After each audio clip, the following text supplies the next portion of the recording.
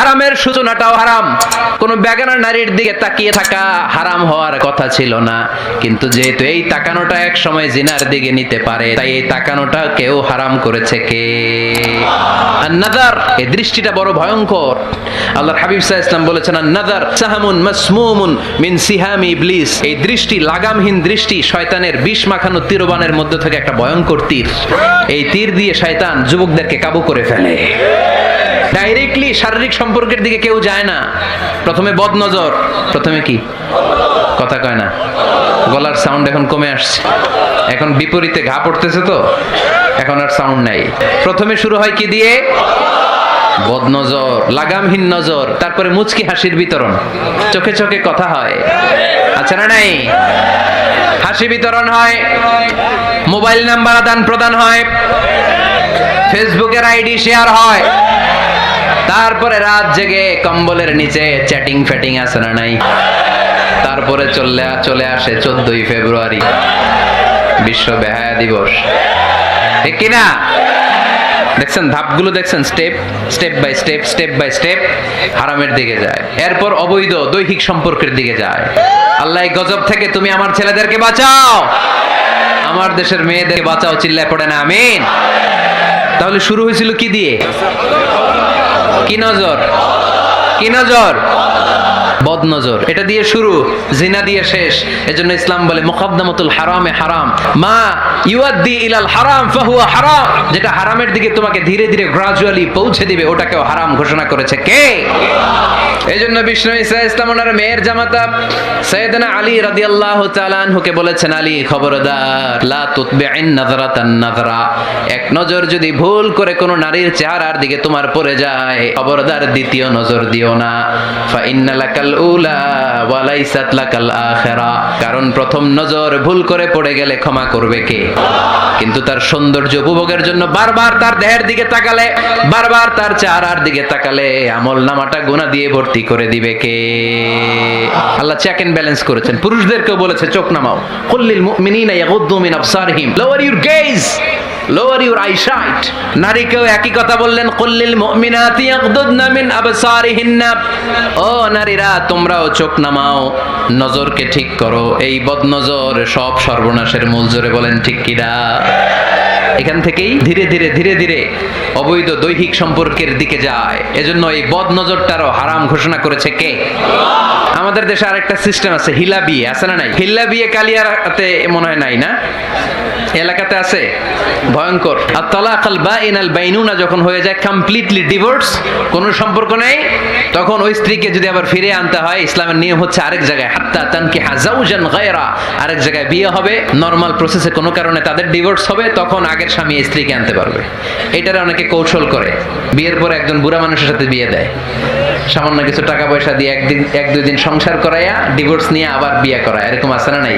লা'না রাসূলুল্লাহি আল মুহাল্লিল ওয়াল মুহাল্লিল্লাহ। সুনানে তিরমিজির বর্ণনা, আল্লাহর হাবিব সাল্লাল্লাহু আলাইহি ওয়াসাল্লাম বললেন, যারা হিলা করে, যারা হিলা করায়, উভয়ের উপর আল্লাহর লানাত। এগুলোর সাথে আমাদের কোনো সম্পর্ক আছে?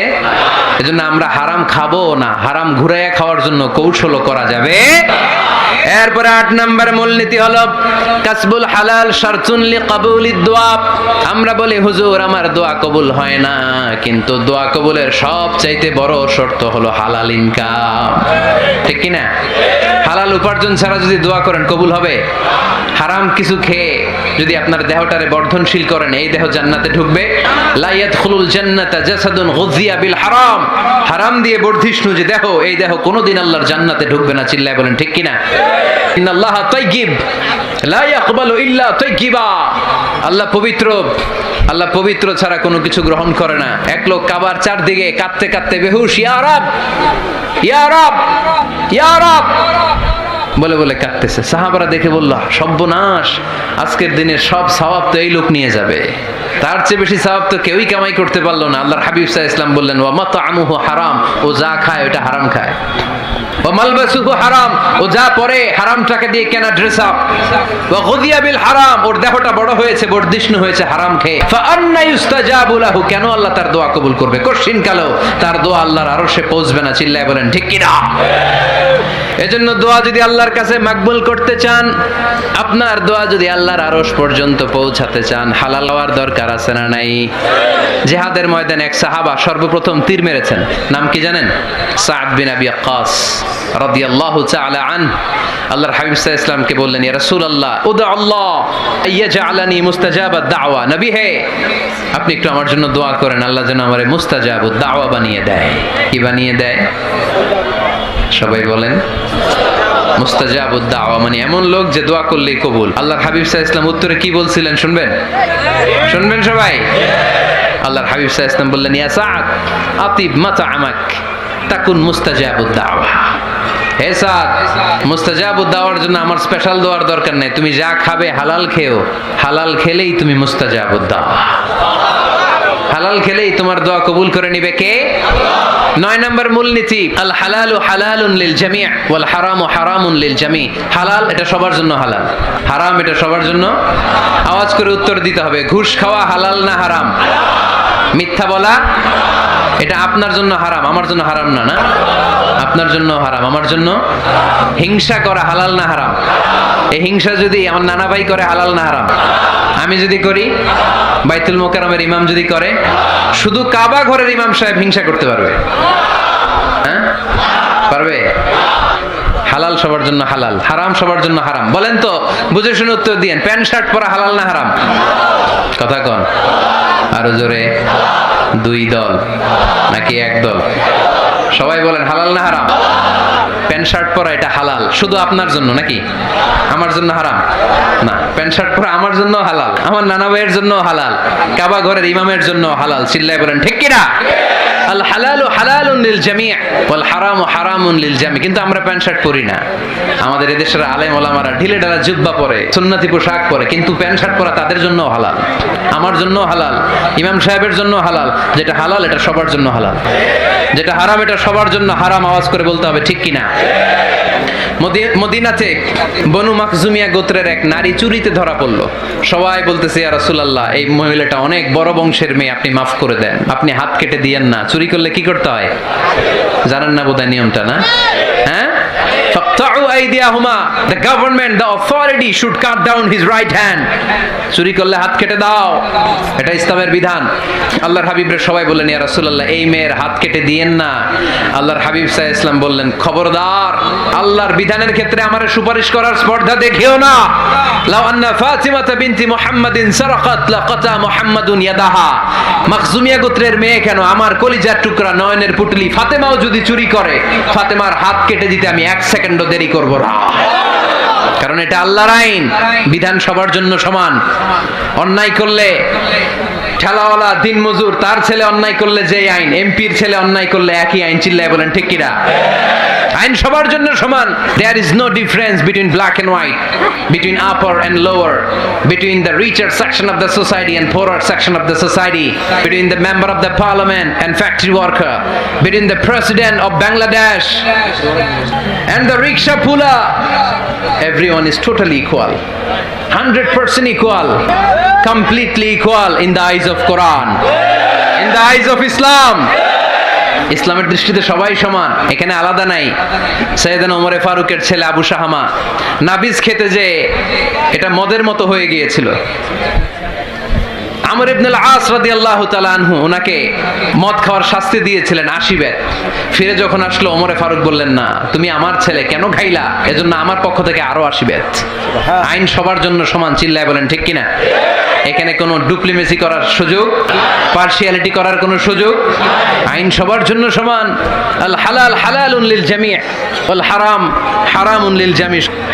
আল হালালু বাইয়িন ওয়াল হারামু বাইয়িন ওয়া বাইনাহুমা উমুরুন মুশতাবিহাত লা ইয়ালামুহুন্না কাসীরুম মিনান নাস। হালাল সুস্পষ্ট, হারাম সুস্পষ্ট। কোনটা হালাল আল্লাহ বলেছেন, কোনটা হারাম বলেছেন, আর কিছু কিছু ক্ষেত্রে আল্লাহ কিছু বলেন নাই।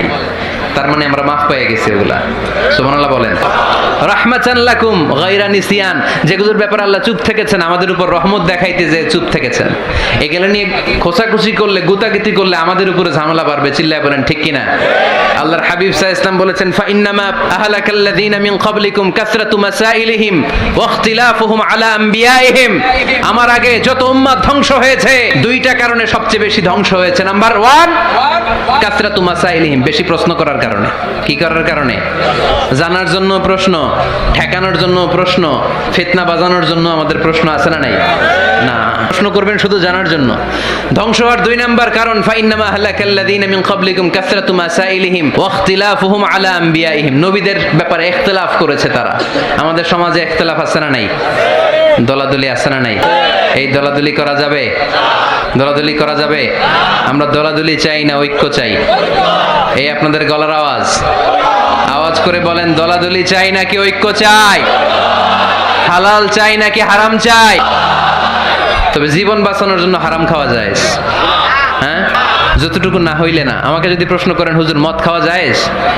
উত্তর হচ্ছে না, হারাম। কিন্তু একজন যদি বলে, হুজুর আমি তৃষ্ণায় গলা ফেটে যায়, 3 দিন ধরে 1 ফোঁটা পানি গলা দিয়ে পড়ে নাই, মরুভূমির মাঝখানে দেখলাম 1 বোতল লেখা অ্যালকোহল, মদ খাওয়া যাবে? তখন উত্তর হচ্ছে যাবে। যতটুকু খাইলে আপনার জান বেঁচে যাবে, সুযোগ পেয়ে গট গট করে পুরোটা খাইতে পারবেন না, ঠিক কি না? এজন্য বিষ্ণু ঈসা ইসলাম দোয়া করতেন, আল্লাহুম্মা কফিনি বিহালালিকা আন হারামিক ওয়া আগনিনি বিফাদলিকা আম্মান সিওয়াক। আল্লাহ, তুমি হারাম বাদ দিয়ে হালালকে আমার জন্য যথেষ্ট করে নাও। আমরা পড়ি আমিন। আর তুমি ছাড়া কারো কাছে যেন আমার ফরিয়াদ করতে না হয়, আমাকে তুমি অমুখাপেক্ষী বানিয়ে দাও। চিল্লায় পড়েন আমিন।